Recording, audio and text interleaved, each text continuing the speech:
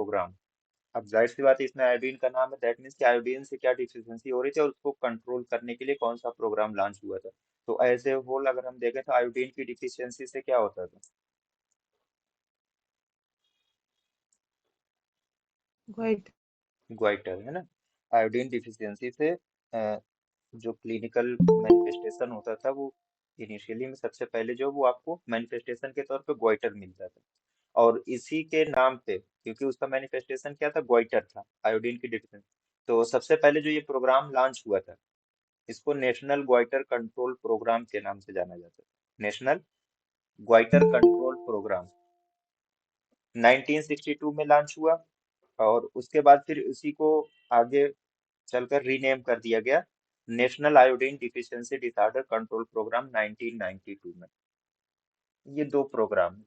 एक 1962 में national goitre control programme, उसके बाद national iodine deficiency disorder programme 1992 में। अच्छा, दो ईयर यहाँ पे 1962 और 1992, इस पे दो प्रोग्राम और लॉन्च हुए थे, एक ही जैसे थे वो भी।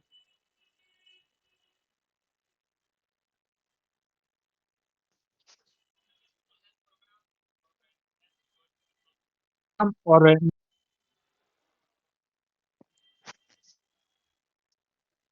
अभी हमने लास्ट टाइम जो पढ़ाया वो किसी ने नहीं बताया।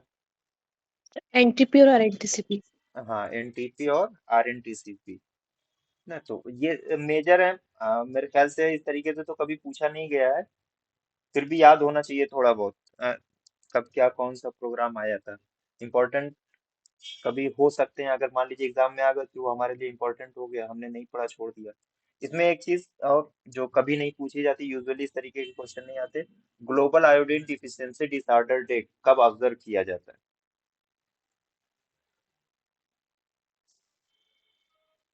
21 अक्टूबर।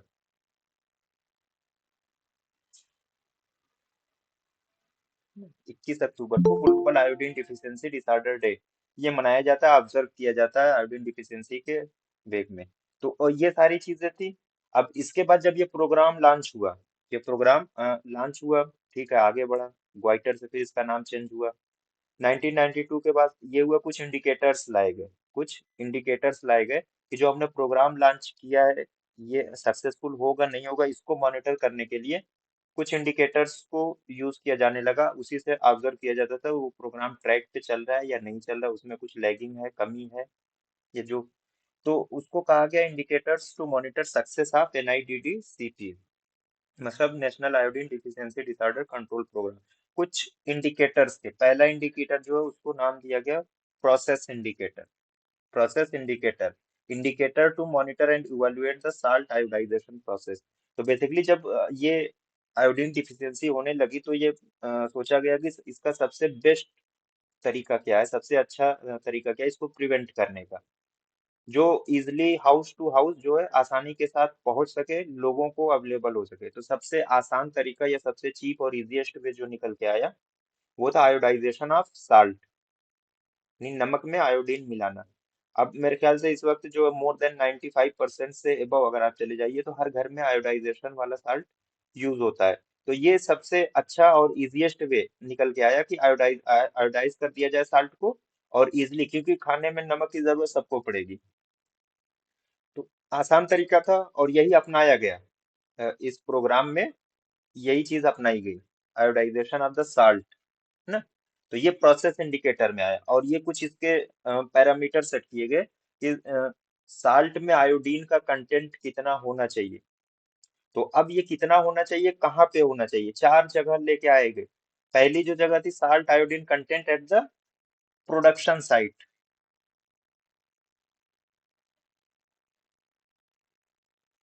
एट द प्रोडक्शन साइट, यहाँ पे जहाँ पे नमक बन रहा है वहां पे आयोडाइजेशन कितना और आयोडीन आयोडीन का कंटेंट वहां पे कितना मिलाया गया। इसके बाद फर्दर क्या होता है, चीजें कम होती जाती हैं। दूसरा निकल के आया salt iodine content at the point of packaging.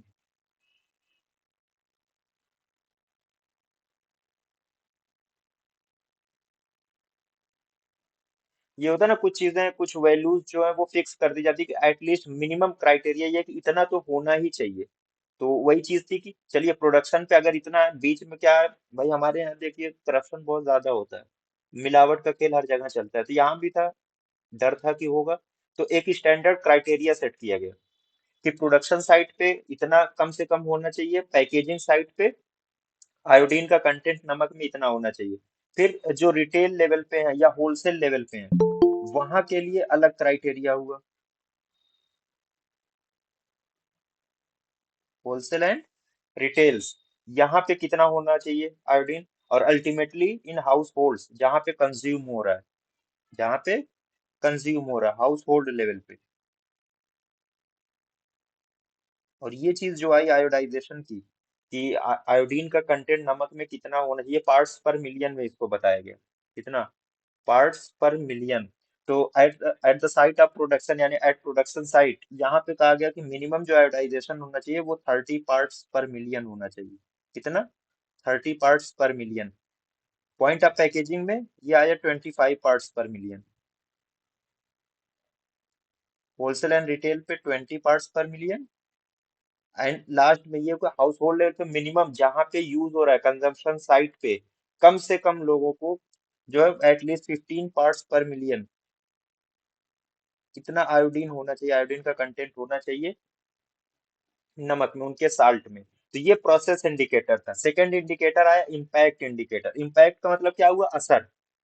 यानी जो हमने ये प्रोसेस किया, जो ये प्रोग्राम में हम जो ये प्रोसेस कर रहे हैं, जो चीज हम चला रहे हैं, जो हमने स्टार्ट किया, उसका कितना असर आ रहा है ना, कितना असर आ रहा है। यानी कि इम्पैक्ट, जो साल्ट आयोडाइजेशन है, जो टारगेट पॉपुलेशन पे हमने ये चीज उनको एक चीज ऐड करके दी, उसका कितना असर आया, उससे फायदा हो रहा है, नुकसान हो रहा है, या कुछ भी नहीं हो रहा, that is called as impact. तो उसको नाम दिया गया इम्पैक्ट इंडिकेटर, यानी indicators to assess base line iodine deficiency disorder and to monitor and evaluate the impact of salt iodisation. मतलब बेस लाइन पे जो थे, जो जो चीजें मिली, उसके बाद जब हमने ये प्रोग्राम लॉन्च किया, प्रोसेस शुरू किया, आयोडाइजेशन साल्ट लोगों तक पहुंचाया, तो उसके बाद क्या असर आया उस टारगेट पॉपुलेशन में, उसका क्या असर आया, दैट मीन्स कि उसका फायदा हो रहा है या नुकसान हो रहा है, क्या हो रहा है, वो देखने के लिए तो कुछ इम्पैक्ट इंडिकेटर्स भी आए कि कैसे हम चेक करेंगे कि जो हमारा काम है, जो हमारा प्रोसेस है, वो वर्क कर रहा है या नहीं कर रहा है। तो उसके लिए ये 3 इंडिकेटर्स है जिनको इम्पैक्ट इंडिकेटर्स में रखा जाता है। Urinary iodine levels, principal impact indicator, सबसे इंपॉर्टेंट इंडिकेटर जो था वो urinary iodine levels impact indicator में। This is principal impact indicator, recommended once a salt iodisation programme has been initiated. जैसे ही साल्ट आयोडाइजेशन प्रोग्राम स्टार्ट हुआ, उसके बाद ये रिकमेंडेशन में था कि यूरिनरी आयोडीन लेवल्स उस टारगेट पॉपुलेशन में चेक किया जाएगा, कितना एक्सक्रीट आउट हो रहा है। ठीक, सेकंड चीज ग्वाइटर असेसमेंट। अब ग्वाइटर असेसमेंट कंपलसरी नहीं था, लेकिन ये था कि इसको भी करना है। बाई पाल्पेशन और बाई अल्ट्रासाउंड मेथड, दो मेथड होते हैं, चाहे पाल्पेट करिए विजिबल अगर है, या अल्ट्रासाउंड मेथड से देख सकते हैं ना। Should remain a component of survey to establish the base line severity of ID. मतलब ये कंपलसरी नहीं था, लेकिन ये कहा गया कि शुरुआत में प्रोग्राम के स्टार्ट करने से पहले अगर ये कर लिया जाएगा सर्वे में, तो एटलीस्ट हमें सीवियरिटी का अंदाजा हो जाएगा कि कितनी पॉपुलेशन जो वो ग्वाइटरस है, यानी कितनी पॉपुलेशन में ग्वाइटर का प्रीवेलेंस है। तो उसी हिसाब से जब हम आयोडीन देने लगेंगे नमक में, तो उसके बाद हम देखेंगे कि कितने लोगों में फिर फर्दर जो है ग्वाइटर जो था वो कम हुआ कि नहीं हुआ। तो ये बेसिकली बेस लाइन और at the end of the treatment compare करने के लिए इसको भी इम्पैक्ट इंडिकेटर में रखा गया था। Third, neonatal thyroid stimulating hormone TSH level, neonatal TSH level no, may also play a role here if a country already has in place a screening program for hypothyroidism। अब बहुत सारी countries में screening programme चलते हैं neonatal hypothyroidism के, आपको पता है। हाँ, तो स्क्रीनिंग पे बात आई, दो क्वेश्चन स्क्रीनिंग से याद रखिएगा। Most commonly neonate screening programme used in, या screening test used in neonates. सबसे कॉमन स्क्रीनिंग टेस्ट कौन सा किया जाता है नियोनेट्स में? फिनाइल थायराइड का। Neonatal TSH levels, phenylketonuria thyroid. जो था ना, वो सबसे पहले यूज किया गया था। टीएसएच लेवल्स है, टीएसएच लेवल्स सबसे कॉमनली जो इम्प्लाइड होते हैं, जो चेक किए जाते हैं। Neonatal thyroid stimulating hormone level, इसको भी देखा जाना था। जहाँ पे अगर ये प्रोग्राम चल रहा है। तो ये तीन इम्पैक्ट इंडिकेटर्स थे, इनमें यूरिनरी आयोडीन लेवल जो है ये आपका प्रिंसिपल इम्पैक्ट इंडिकेटर, सबसे इंपॉर्टेंट इंडिकेटर यही माना गया था। अब इसमें कुछ चीजें और याद है, सस्टेनेबिलिटी, सस्टेन करना। आप इसी से मानिए सस्टेन, मतलब कोई प्रोग्राम शुरू हुआ है या कोई भी काम आप कर रहे हैं, तो वो एक लेवल पे जहाँ पे अचीवमेंट का लेवल है वहां पे वो मेंटेन रहे, that is called as sustain. तो अब ये सस्टेनेबिलिटी इंडिकेटर दैट मीन्स कि जो प्रोग्राम है वो अगर हमने उसको एलिमिनेट कर दिया तो फर्दर 2 4 10 साल तक आगे भी देखते रहेंगे, उसको इवेलुएट करेंगे कि फिर से ये डिजीज इमर्ज तो नहीं हो रही है, या हमने एक बार एलिमिनेट कर दिया तो एलिमिनेटेड ही रह गई, यानी सस्टेन्ड है। जो भी हमने अचीव किया वो सस्टेन होना चाहिए, तो उसको कहा गया सस्टेनेबिलिटी इंडिकेटर, है ना। यही है ना कि जब whether achievements can be sustained and maintained for the decades to come, यानी आने वाले 10 20 सालों तक वो जो अचीवमेंट हमें मिला था वो बरकरार रहेगा या नहीं रहेगा। तो उसके लिए कुछ इंडिकेटर्स लाए गए, उसमें median urinary iodine level target population में। दूसरी चीज ये कि हाउस होल्ड लेवल पे जो आयोडाइज साल्ट पहुंच रहे हैं वो एडुकेटली पहुंच रहे हैं कि नहीं पहुंच रहे हैं तो कब तक पहुंचेंगे, ऐसा तो नहीं कि बीच में कट कर दिया जाएगा। And set of programmatic indicators जो सस्टेनेबिलिटी को और आगे जो है एविडेंट करते हैं। तो बहुत सारे इंडिकेटर्स हैं लेकिन स्पेसिफिक स्पेसिफिक जो इसमें यही दो आए, मीडियन यूरिनरी आयोडीन लेवल्स और आयोडाइज साल्ट की अवेलेबिलिटी हाउस होल्ड लेवल पे। ये उसको सस्टेन करने के लिए, उसकी सस्टेनेबिलिटी चेक करने के लिए ये इंडिकेटर्स लाए गए। फर्दर अब आइए, indicators for epidemiological assessment of iodine deficiency, यानी आयोडीन डिफिशियंसी और उसकी एपिडेमियोलॉजिकल असेसमेंट, कितना परसेंट प्रीवैलेंस है, कितने लोगों को ये डिजीज हो रही है, कितने लोगों को साल्ट आयोडाइज साल्ट मिल रहा है, उससे कितने लोगों को फायदा हो रहा है, दीज आर एपिडेमियोलॉजिकल असेसमेंट। और इसको देखने के लिए क्या क्या चीजें थी, क्या क्या इंडिकेटर्स लाए गए, सब पहली चीज prevalence of goitre, prevalence of cretinism, urinary iodine excretion, वही median urinary iodine excretion level, और टीएसएच फंक्शन, स्पेशली उसमें सॉरी थायराइड फंक्शन, स्पेशली उसमें जो है टीएसएच लेवल्स को चेक करना था।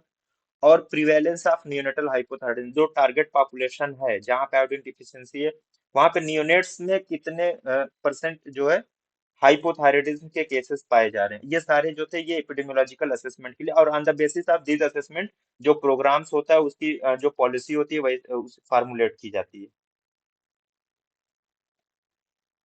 अब देखिए, अब एक चीज ये है कि अब ये एपिडेमियोलॉजिकल असेसमेंट मान लीजिए मिल गया कहीं पे, तो आपने देखा ग्वाइटर की बात हमने की, ग्वाइटर की बात हम कर रहे थे इम्पैक्ट इंडिकेटर में।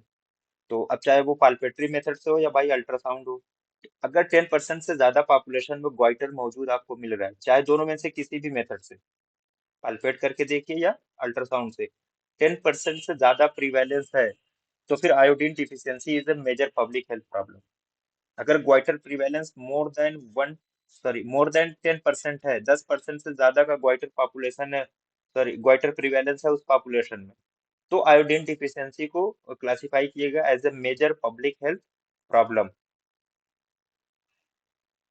यहाँ पे डेली रिक्वायरमेंट ऑफ आयोडीन 150 में, इसको जरूर याद रखिएगा, बहुत कंफ्यूजिंग होता है। एडल्ट पॉपुलेशन में, फॉर एडल्ट जो है डेली रिक्वायरमेंट आयोडीन की कितनी होनी चाहिए, 150 माइक्रोग्राम आयोडीन चाहिए डेली। और एडल्ट्स को जो यहाँ पे क्लासिफाई करते हैं ना वो more than 12 years of age, यानी 12 साल से ज्यादा को एडल्टहुड में लेके आया गया यहाँ पे। तो 12 साल से ज्यादा की उम्र के बच्चों में या फिर उसके बाद जितनी भी उम्र के आएंगे सब एडल्ट्स में आएंगे, और उनके लिए 150 माइक्रोग्राम। जनरल कोई आपसे पूछे कि डेली रिक्वायरमेंट आयोडीन की कितना है, 150 माइक्रोग्राम। हाँ, इसके बाद जो कैटेगराइज किया गया अलग अलग कि कैसे डेली आयोडीन इंटेक किस ग्रुप में कितना होना चाहिए, बट ये है कि 12 साल से ज्यादा की उम्र में जो जिनको एडल्ट माना गया 150 माइक्रोग्राम, है ना। तो अब ये है इसका ग्रुप है कि किसको कितना चाहिए डेली रिकमेंडेशन जो है। तो preschool children 0 to 55 month, यानी up to 6 years, up to 6 year, 6 साल तक की उम्र के बच्चों में डेली रिकमेंडेशन जो है वो 90 माइक्रोग्राम की, 90 माइक्रोग्राम, 30 ऐड करिए। इसके बाद 6 से 12 साल की उम्र के बच्चों में 120 माइक्रोग्राम, 120 माइक्रोग्राम चाहिए। और इसी में 30 फिर ऐड करिए, एडल्ट मोर देन 12 ईयर्स, ये जो है स्टैंडर्ड जो हम कहते हैं ना कि डेली रिक्वायरमेंट कितनी होगी, हमें 150 माइक्रोग्राम चाहिए एडल्ट पॉपुलेशन को। प्रेगनेंसी और लैक्टेशन में ये रिक्वायरमेंट जो है वो बढ़ जाती है। अब यहाँ पे प्रेगनेंसी और लैक्टेशन में 250 माइक्रोग्राम हो जाएगी। कितना हो गई 250 माइक्रो, यानी +100 का ऐड ऑन हो गया। जो नॉर्मल एडल्ट पॉपुलेशन में जो नॉर्मल रिक्वायरमेंट है प्रेगनेंसी और लैक्टेशन में 100 माइक्रोग्राम और ऐड हो जाएगी। 250 माइक्रोग्राम की रिक्वायरमेंट डेली बेसिस पे होती है प्रेग्नेंट लेडीज में। ठीक। तो ये चीजें, अब ये तो जनरल था, सबसे सेफेस्ट और इजीएस्ट वे था आयोडीन डिफिशियंसी को कम करने का। इसके अलावा भी कुछ चीजें और आई इसमें, कुछ चीजें और लाई गई जो जैसे अगर बहुत ज्यादा सीवियर है आयोडीन डिफिशियंसी, तो वहां पे कुछ शॉर्ट टर्म मेजर्स भी थे जो जल्दी से उस चीज को कंट्रोल करने डिफिशियंसी को। आयोडाइज साल्ट थे, डबल फोर्टिफाइड साल्ट थे, या आयोडाइज सॉरी आयोडाइज्ड आयल था, है ना। इसके अलावा 2 in 1 साल्ट जिसको हम कहते हैं, डबल फोर्टिफाइड साल्ट उसी को कहते हैं। डीईसी मेडिकेटेड साल्ट थे, खासतौर से जहाँ पे फाइलियरिसिस एंडेमिक होती थी वहां पे डीईसी यूज किया जाता था। तो बहरहाल यहाँ पे एक चीज देखिए, most widely use prophylactic public health measure against endemic goitre. सबसे कॉमनली या वाइडली यूज कौन सा है prophylactic public health measure? Iodise. Iodisation of salt या आयोडाइज्ड साल्ट जिसको हम कह सकते हैं, सबसे easiest way, easiest and cheapest way. Iodized salt is most convenient, effective and economical method of mass prophylaxis in endemic area. सबसे आसान है, सस्ता है और आसानी से घर घर ये पहुंच सकता है, इसलिए इसको अप्लाई किया गया था आयोडाइजेशन को। अब स्टैंडर्ड्स ऑफ आयोडाइजेशन, है ना, यानी लेवल ऑफ आयोडाइजेशन जो कर, अभी जो मैंने पहले बताया था सेम वही है, यानी एट प्रोडक्शन लेवल कितना होना चाहिए, 30 पार्ट्स पर मिलियन, और एट कंज्यूमर लेवल 15, यही दोनों आपको याद रखना है। पैकेजिंग पे 25 है, और रिटेल पे या होलसेल लेवल पे वो 20 है। उतना वो इम्पोर्टेंट नहीं, पूछा भी अगर जाता है तो यही पूछा जा सकता है प्रोडक्शन साइड पे कितना होना चाहिए लेवल ऑफ आयोडाइजेशन, और कंज्यूमर लेवल पे कितना होना चाहिए लास्ट में। तो 30 parts per million at production level and at consumer level 15 parts per million. अब उसके बाद आया 2 in 1 साल्ट। तो ये जो बनाया था national institute of nutrition Hyderabad ने, इन्होंने ट्विन फोर्टिफाइड साल्ट बनाया, जिसको डबल फोर्टिफाइड साल्ट भी कहा जाता है। दो चीजें इसमें होती हैं, डबल फोर्टिफाइड साल्ट में दो चीजें होती है बेसिकली जो इसमें है इंपॉर्टेंट, वो आयोडीन और आयरन होता था। आयोडीन और आयरन, इसके अलावा कुछ चीजें और भी होती थी, लाइक पोटेशियम आयोडेट होता था, फेरस सल्फेट, सोडियम हेक्सामेटाफॉस्फेट। तो बेसिक जो इसका कंपोनेंट था वो आयरन और आयोडीन था। तो 1 ग्राम साल्ट में, 1 ग्राम नमक में, याद रखिएगा पर ग्राम साल्ट यानी 1 ग्राम नमक में 40 माइक्रोग्राम आयोडीन होता था और 1 मिलीग्राम आयरन होता था। ये जो 2 in 1 साल्ट था, या डबल फोर्टिफाइड साल्ट भी इसको कहते हैं, इसके कंपोजिशन में इंपॉर्टेंट क्या है, 40 माइक्रोग्राम आयोडीन और 1 मिलीग्राम आयरन, 1 ग्राम साल्ट में 1 gram DFS contains 40 microgram iodine and 1 milligram iron. फिर आया DEC medicated salt. DEC medicated salt, specially जो ये डीईसी मेडिकेटेड साल्ट था, जहां पे फाइलेरियसिस की बहुत ज्यादा उसके केसेस मिले, यानी फाइलेरियसिस जहाँ पे एंडेमिक है, जहाँ पे उसकी प्रिवेलेंस बहुत ज्यादा थे, तो मास ट्रीटमेंट ऑफ फाइलेरियसिस वहां पे लाया गया डीईसी में। अब ऐसे फाइलेरियसिस जब हम पढ़ेंगे ना, तो उसकी ड्रग ऑफ चॉइस भी यही होती है, डाई एथाइल कार्बामेजिन, डीईसी। तो डीईसी मेडिकेटेड साल्ट, अब इसमें इसको लेके आया गया ना। और ये जो ट्रीटमेंट था at least 6 to 9 month, 6 to 9 month के लिए इसको कंटिन्यू करना था, और 1 से 4 ग्राम डीईसी जो है वो ऐड किया जाता था पर ग्राम ऑफ साल्ट, नमक में। अब आयोडाइजेशन के साथ साथ जो है अब डीईसी भी ऐड कर दिया गया, डाई एथाइल कार्बामाजिन। ये ड्रग ऑफ चॉइस है किसकी, फाइलेरियसिस की, फाइलेरिया की ना। तो पर ग्राम साल्ट 1 से 4 ग्राम डीईसी को भी ऐड करके वहां पे यूज किया जाने लगा, जहां पे फाइलेरियसिस के केसेस बहुत ज्यादा थे। अब एक चीज ये है कि जहां पे मान लीजिए आयोडीन डिफिशियंसी अच्छी खासी है, माइल्ड टू मॉडरेट लेवल की अगर आयोडीन डिफिशियंसी है, तो जो स्कूल चिल्ड्रन यानी स्कूल गोइंग जो चिल्ड्रन, उनका आईक्यू लेवल जब चेक किया गया तो ये माना गया कि ऑन एवरेज जिनमें डिफिशियंसी नहीं है उनसे ऑन एवरेज 13 पॉइंट का डिफरेंस था, यानी 13 पॉइंट इनका लोअर साइड पे था IQ level in comparison to normal, normal children. Iodise salt, sorry iodised oil, एक चीज थी ये intramuscular iodised oil, poppyseed oil था। इसकी एवरेज डोज जो होती है 1 ml इंजेक्शन जो है इसको लगाया जाता था, 4 साल के लिए इसका प्रोटेक्शन होता था। 1 ml इंजेक्शन का प्रोटेक्शन फॉर 4 इयर्स। और अगर ओरल आयोडाइड आयल दे रहे थे तो 2 ml देते थे, 2 ml डोज दी जाती थी, इफेक्टिव फॉर 2 ईयर, 2 साल के लिए इफेक्टिवनेस इसकी होती थी। फिर अब जहाँ पे mild to moderate iodine deficiency है, वहां पे स्कूल गोइंग चिल्ड्रन का जो आईक्यू लेवल है that is lower by 13 points on average. On average normal average student से 13 पॉइंट लो होता था उनका IQ level, mild to moderate iodine deficiency में बच्चों का। अब ये देखिए, आयोडीन डिफिशियंसी एलिमिनेशन के लिए कुछ क्राइटेरिया को रखा गया कि हमें जो गोल अचीव करना है, जो प्रोग्राम ये लॉन्च हुआ उसमें कुछ गोल रखे गए कि तभी आयोडीन को हम, आयोडीन डिफिशियंसी जो डिसऑर्डर्स हो रहे हैं उनको हम क्या करेंगे, एलिमिनेट कर देंगे। तो इसके लिए ये 4 क्राइटेरिया थे।